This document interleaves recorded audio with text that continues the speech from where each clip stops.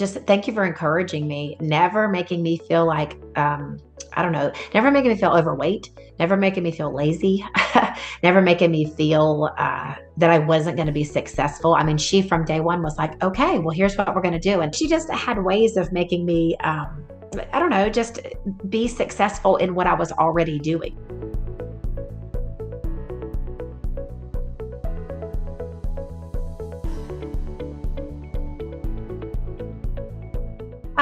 It was just a little more, I guess, still. It was more sedentary, I guess.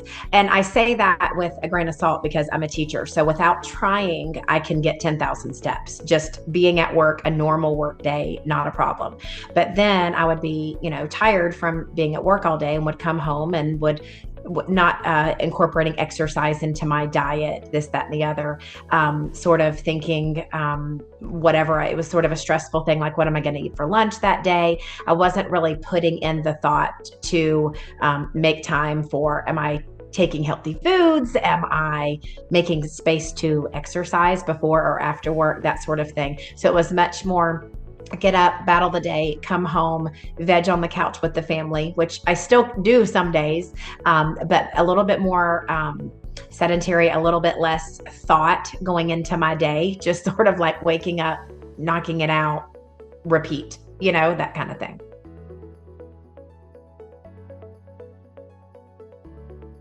Yes. Well, whenever I come home, I always felt like, I was leaving sometimes the best part of me at work. I put my time into little 7-year-olds all day. And so sometimes I felt like I didn't have quite as much time for spending time with my own two kids and husband at home. But then most especially, I definitely wasn't taking any time for me.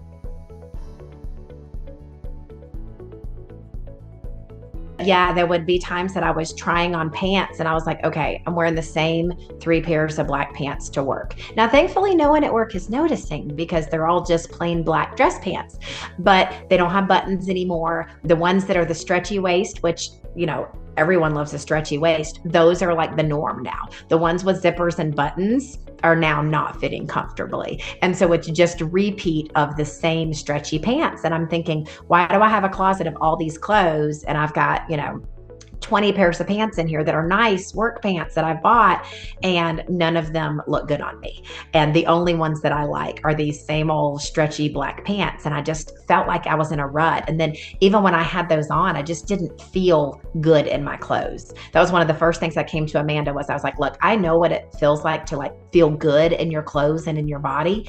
And I don't feel that way. And so I was like, I just kind of just feel like a potato, just kind of blah. And I was like, I can put these pants on every day, but I just kind of feel like nothing is fitting me the way it should. This is not the way this outfit fit whenever I bought it.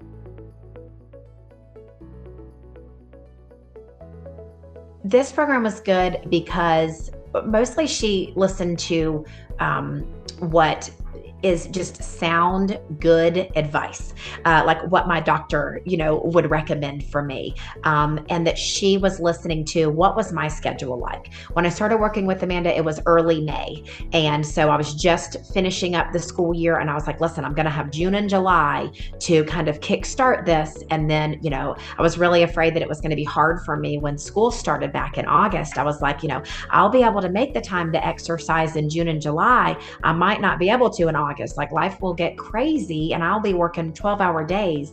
And she said, nope, we're going to, put some good habits in this summer. And actually the opposite was true. As soon as school started and I had a schedule, that's when I actually really started seeing results.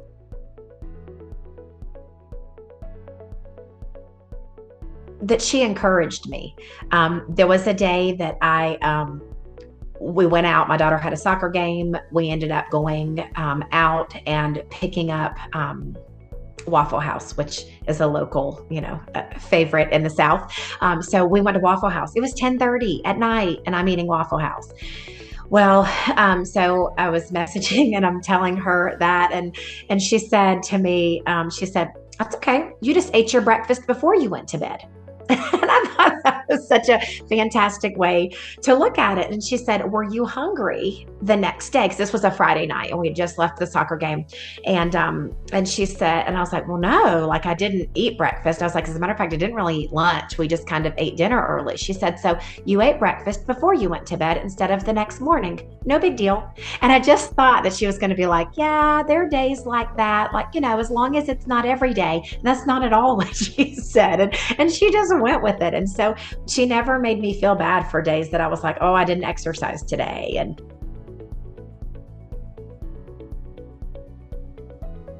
I would definitely say if you're thinking about it at all, to do it. When I was lucky that I had already met Amanda many years before, just happened to be, she was an instructor at the gym. So I already knew that she was a people person, that she was friendly, she learned my name, that sort of thing. She wasn't just sort of there to exercise. She had, made a personal connection with me. And so I followed her on Facebook for a while.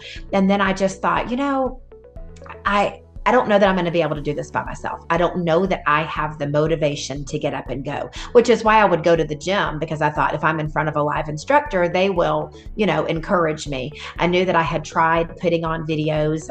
I like doing Pilates very much. I like the core strength that it gave me, and the straightening of my back and things like that, good posture, strong core. So I knew I could put on a video and do this sort of thing, but I didn't have that motivation to do it. What I didn't realize that Amanda's motivation with our calls, we talk every Sunday for an hour. I didn't realize that phone call was going to give me the motivation during the week to do it by myself.